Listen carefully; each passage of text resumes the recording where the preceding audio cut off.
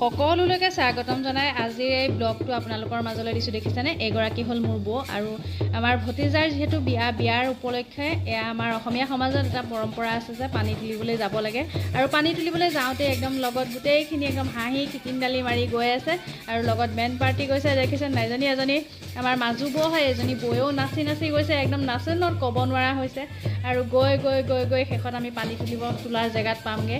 বৌয়ে একদম চবকে নচুৱাই আছে আৰু আমিও নাচিলে এতিয়া আমাৰ কেমেৰা কোনে ধৰিব, গতিকে বৌয়ে নচুৱাই গৈ আছে আৰু মই ভাবিলোঁ তাৰো অকণমান তুলি থৈ দিওঁ যিহেতু ভতিজাজনীৰ বিয়া আৰু এয়া অসমীয়া পৰম্পৰা মতে যেনেকৈ যি কৰিব লাগে। এয়া সুধিছে বয়সস্থ এগৰাকী আয়তীয়ে সুধিছিলে আৰু প্ৰশ্ন কিছুমান আছিলে আৰু প্ৰশ্নখিনিৰ উত্তৰ দিয়াৰ পিছত এয়া হ'ল বৌক নচুৱাইছে। কইনাৰ মাকক যিহেতু অকণ নচুৱাৰ নিয়ম এটা আছে আৰু নচুৱাই ল'লে কইনাৰ মাকৰ লগতে একদম সকলোৱে নাচিবলৈ একদম আগ্ৰহী হৈ আছিলে আৰু তাৰপিছত আৰু নাচি কৰি হোৱাৰ শেষত কইনাৰ মাকৰ যিহেতু লঘোণ হৈ থাকে ন, সেইকাৰণে অকণমান নাচিয়ে সকলোৱে আঁতৰাই লৈ আহিলে, আনি পেলাই এয়া সন্ধ্যা সময়ত মূৰত তেল দিছে আৰু মূৰত তেল দি পেলাই নোওৱা ধোৱা কামখিনি চলিব আৰু এয়া কৰাৰ পিছতে মানে অসমীয়া সমাজৰ নীতি নিয়মখিনি অলপমান লাহে লাহে শেষ হৈছেহি আৰু সন্ধ্যা সময় হৈ গৈছে যেতিয়া এয়া একদম পানী তুলিছে। এইখিনি আয়তীয়ে একদম ওপৰলৈ চাউল দি পেলাই, এইটো নিশ্চয় আপোনালোকে গম পায়